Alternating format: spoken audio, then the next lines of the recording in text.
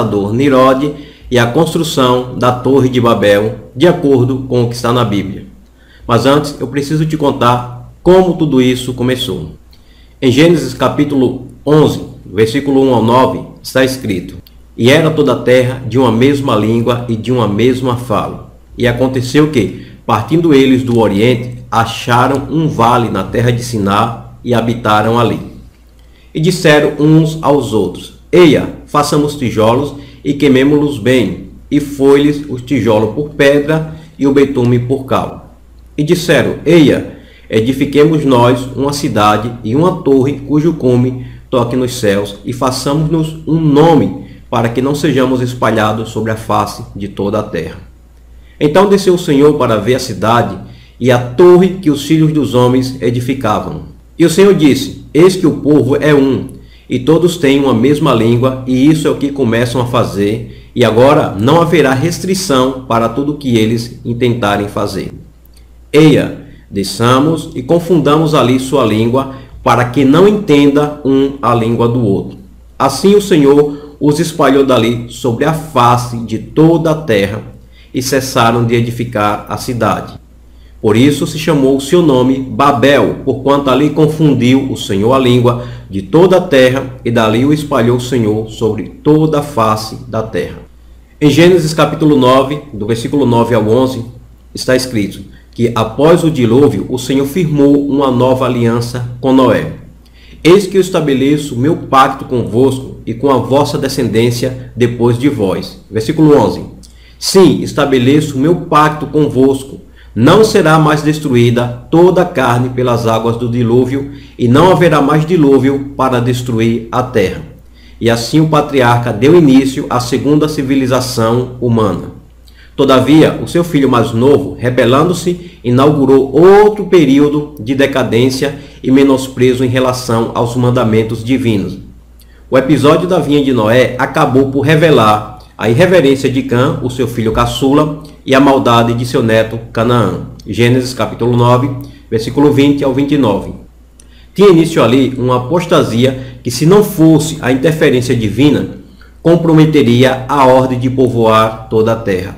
Assim como a cultura caimita induzira os filhos de Sete ao pecado, o modo de vida de Cã e de seu filho Canaã pôs-se a influenciar a descendência de Sem e de Jafé ao pecado e à iniquidade.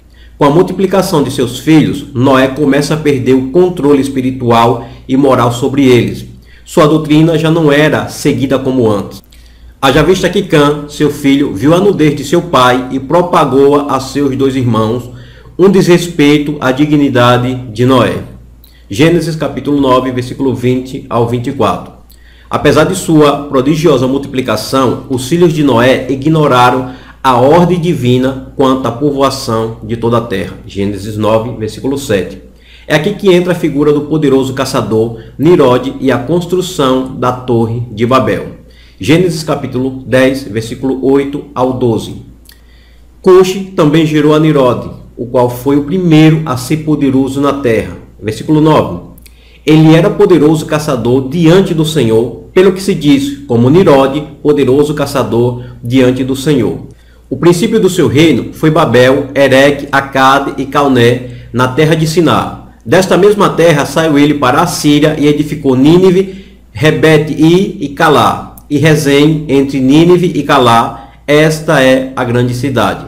A Bíblia relata que, ao invés de se espalharem por toda a terra, obedecendo a ordem do Senhor, aglomeraram-se desobedientemente em um só lugar. Naquele estágio, a civilização iniciada por Noé dispunha de todos os fatores para criar uma sociedade ímpia e globalista, uma só língua, um só povo e uma só cultura. Levemos em conta, igualmente, a ascensão de Nirode e a tecnologia já acumulada para se construir a cidade e a Torre de Babel. O que muitas pessoas não sabem é que Nirode carregava esse título de poderoso caçador diante do Senhor porque era um homem tirano. Nirode passou a ser o poderoso da terra por destemidas e audaciosas conquistas. Sua rebelião é associada como o começo do seu reinado e sugere que as suas caçadas e poderosas conquistas estavam relacionadas principalmente a captura e subjugação de pessoas mediante a tirania e a força. Ele se tornou senhor de outros, caçando e destruindo com suas leis tiranas todos aqueles que se opunham a ele. Esse é o significado entendido por Flávio Joséfo e os escritores do Targum. Joséfo diz que Nirode persuadia os homens a não atribuir sua felicidade a Deus, mas que ele sim era a causa dela. Dessa forma, ele se tornou um grande líder, ensinou os homens a aceitar o seu domínio e a desafiar a Deus para que mandasse outro dilúvio. Com a construção da Torre de Babel, Nirode acreditava que se Deus enviasse outro dilúvio, dessa vez eles tinham a torre construída em Babel para os salvá-los. Com esse ato, além de desafiar a Deus, eles desacreditavam do pacto que Deus havia feito com Noé, que não destruiria mais a terra com o dilúvio. Mas certamente a arrogância e a prepotência de Nirode o haviam cegado.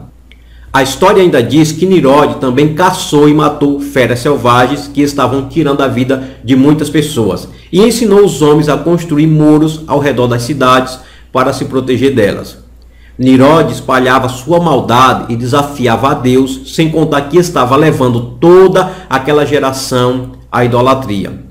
Até aquele momento, como já vimos, a humanidade falava um só idioma, constituía-se um único povo. Gênesis 11, versículo 1. Pelo que inferimos do texto sagrado, não havia sequer dialetos ou sotaques. A unidade linguística era absoluta. Aliás, o mesmo se pode dizer de sua cultura. O problema não era a unidade, mas a unificação que estava sendo formada. Visando colocar um ponto final naquele projeto, o Senhor Deus desce à terra e ali em Sinear confunde a língua daquela civilização. Gênesis capítulo 11, versículo 5 ao versículo 7. Desentendendo-se, os filhos de Noé reagruparam-se de acordo com a sua nova realidade linguística e espalharam-se por toda a terra. A rebelião daqueles homens fora realmente grande. Mas como Deus havia prometido não mais destruir a humanidade, Gênesis 9, versículo 11, então decide espalhá-la para que os homens, separados uns dos outros, tivessem mais oportunidade de sobreviver numa terra contaminada pela apostasia. Sabemos que Deus forçou os descendentes de Noé aos confins do mundo, Gênesis capítulo 11, versículo 9. Caso isso não tivesse acontecido, aquela geração teria o mesmo destino dos pré-diluvianos. Essa é a história de Nirode e a Torre de Babel. E só para termos de curiosidade, segundo os historiadores, essa Torre de Babel ficava localizada em Sinear, na Babilônia, que hoje é o atual Iraque. –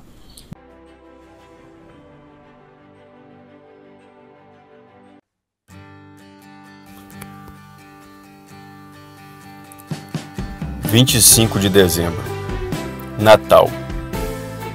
A quem homenageamos todos os anos nesta data?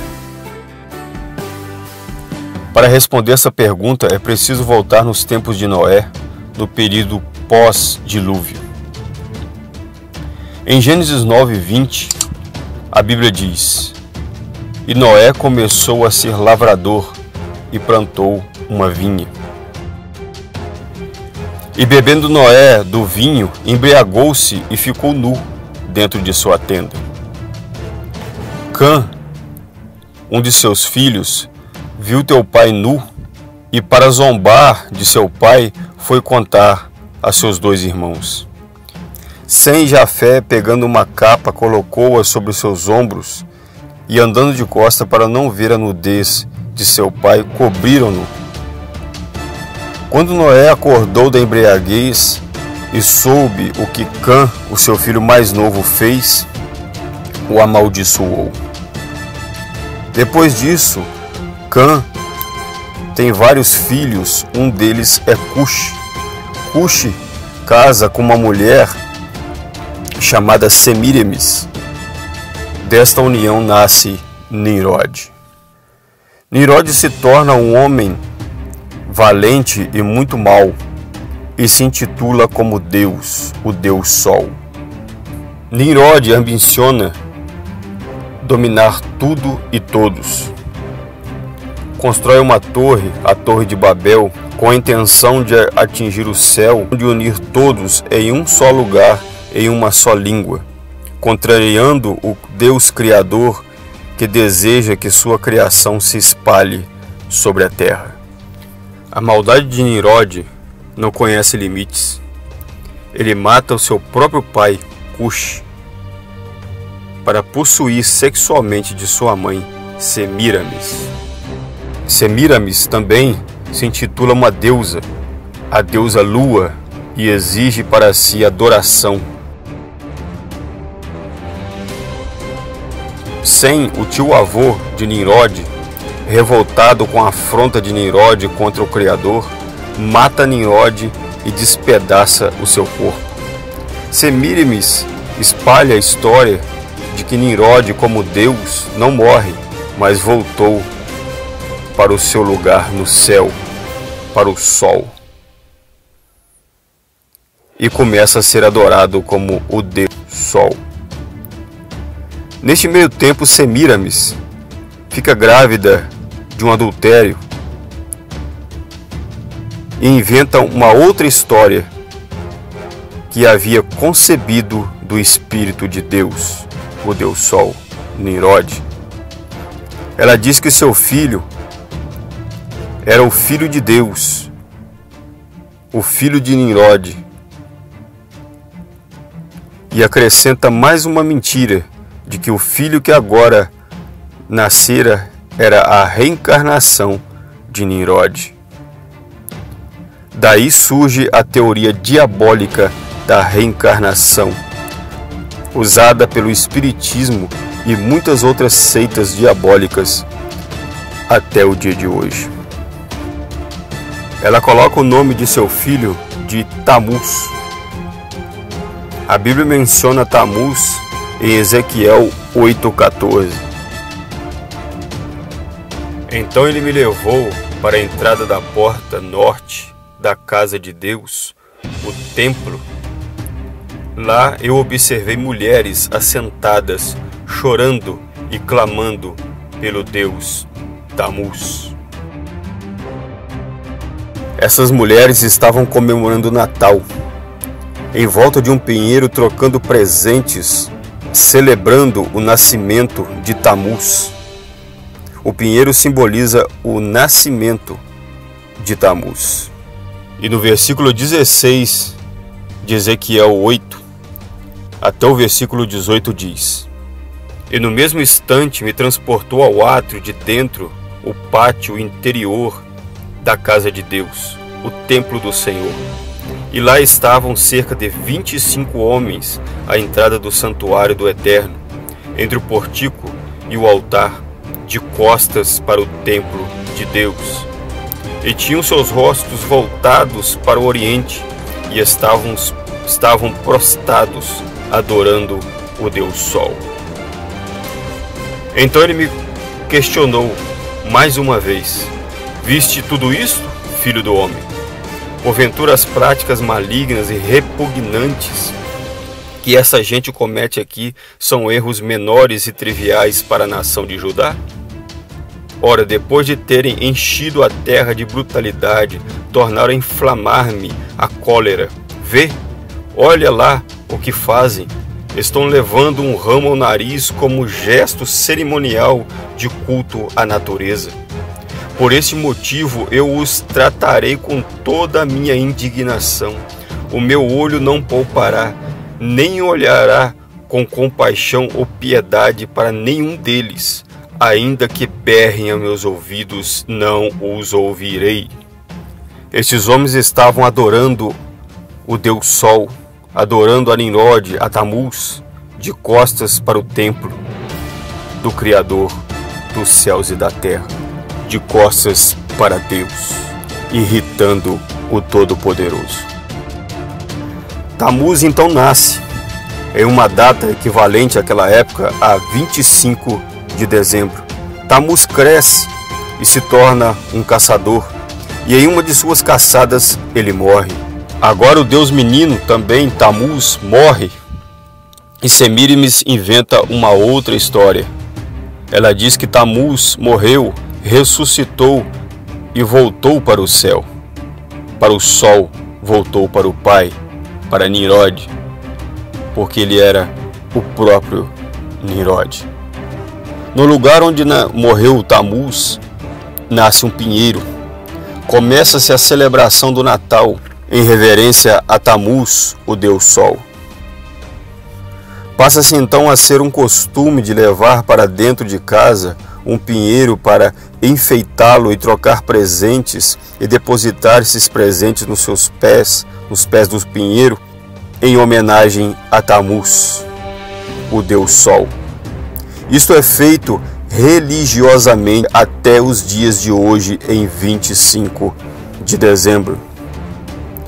Agora você entende porque o Deus Criador, o verdadeiro e único Deus, está irado em Ezequiel 8, versículo 14 ao 18.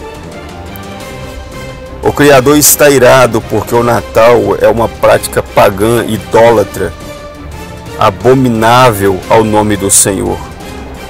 Uma prática de adoração não só a Deus Sol, mas a muitos outros deuses inspirados na natureza e nos astros. Mas como toda essa mentira pagã, como toda essa história sórdida inventada por Semíramis, idolatrada e também considerada até a rainha do céu, como toda essa história, essa podridão se misturou e se relacionou com o nosso Salvador santo e puro. 5 séculos depois de Cristo, a seita romana, dizendo-se cristã, começa a perder adeptos pagãos e, para continuar no poder religioso, traz para o cristianismo o Natal para comemorar o nascimento de Jesus. Uma mentira, porque nós sabemos que Jesus não nasceu nessa data e que Deus também não se agrada de festa pagã. Deus não se agrada de adorá-lo misturado, miscigenado com adoração a deuses estranhos, fazendo assim um sincretismo religioso para cair na graça de todos. E há 1500 anos o mundo profana o nome do Salvador, irrita a Deus adorando os deuses estranhos derivados do Deus Sol, deuses estranhos inventados por Semíramis.